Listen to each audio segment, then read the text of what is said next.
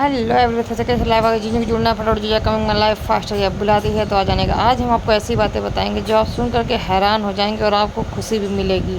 बहुत सारे लोग किराए पे रूम देते हैं और तंग आ जाते हैं। जब वो डिपॉजिट देने की बारी आती है तो वो परेशान करने लगते हैं, कहते हैं डिपॉजिट नहीं देते हैं और किराए में काट देते हैं, फिर भी परेशान करते हैं और लास्ट में कहते हैं मैंने तो डिपॉजिट दिया है इसलिए मैं रूम नहीं खाली करूँगा, मुझे पैसे रिटर्न करें। इस मजबूरी में लोगों को पैसे देना पड़ता है, क्योंकि कुछ लोग क्या करते हैं, पहले होशियारी करते हैं, कहते हैं अरे मैडम हमारा गूगल पे नहीं चल रहा है या सर हमारा गूगल पे नहीं चल रहा, आप कैश ले लीजिए। जब कैश ले लेंगे और जब जाने लगेंगे तो उसके बाद नौटंकी चालू कर देंगे, कहेंगे हमने तो आपको पैसे दिए थे और आपने पैसे हमको दिए नहीं। ऐसे करके आप फंस सकते हैं। तो एक काम करिए, आपको रेंट रूम पे दे रहे हैं यानी किराए पे रूम दे रहे हैं तो एक काम करिएगा, आप क्या करिएगा कि जब एग्रीमेंट बनवाते हैं ना तो उस समय आप 5 महीने का या 6 महीने का किराया एक साथ ले लीजिए।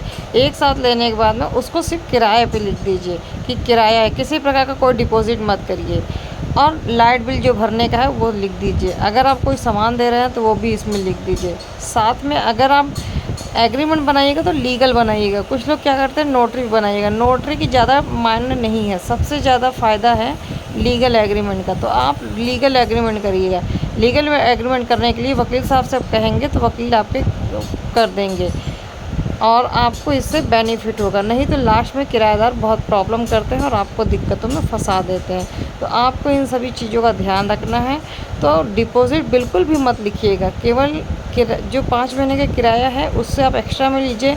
जैसे डिपॉज़िट देगा ही तो इससे अच्छा आप किराए को जोड़ लीजिए। जो भी 3 महीने 4 महीने का किराया आएगा उतना लिख करके आप ले लो डिपॉज़िट की जगह पे और उसमें लिख दो अगर नहीं खाली करेंगे तो हम 15 दिन का नोटिस दे करके खाली करवा लेंगे या 1 महीने का नोटिस देके हम खाली करा लेंगे। इससे आप पूरी तरह से सुरक्षित हो जाएंगे और जब किसी प्रकार का कोई डिपॉजिट रहेगा नहीं तो रिटर्न करने का कोई सवाल ही नहीं उठता। इससे क्या होगा कि जो भी कोई केस बनना है वो बनेगा नहीं, क्योंकि पैसा जब लिया ही नहीं तो केस बात का रिटर्न करना है और रूम उनको खाली करना पड़ेगा।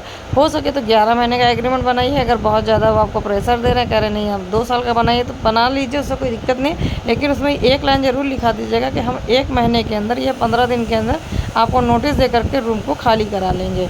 तो इसी तरह आप वीडियो में बने रहने के लिए आपका धन्यवाद। अगर नए हैं तो चैनल को सब्सक्राइब कर लीजिए, लाइक कर दीजिए, कमेंट कर दीजिएगा।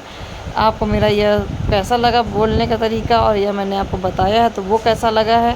अगर आप उस चीज़ों से सही हैं और आप कह रहे हैं या सोच रहे हैं कि हाँ सरिता मैडम ने सही बताया है, रेंट के बारे में हमें इस तरह से सोचना चाहिए था, तो हमने आपको जो बताया है अगर आप उससे सही आप मानते हैं तो हमें कमेंट बॉक्स में यस लिख करके छोड़ दीजिएगा। अगर आपको गलत लगा होगा तो भी आप बता दीजिएगा। वैसे मैं गलत तरीके से कोई वीडियो बनाती नहीं हूँ, क्योंकि मुझे पता है किसी को अगर सहारा देना है तो अच्छा दीजिए, किसी को बात बतानी तो अच्छी दीजिए। तो आज का मोटिवेशन ज्ञान था कि डिपॉजिट और पैसा का लेन देन बहुत साफ़ सुथरा रखें, तभी ज़िंदगी में आगे बढ़ सकते हैं। Thank you watching my video. Bye bye, take care, अपना ख्याल रखता है।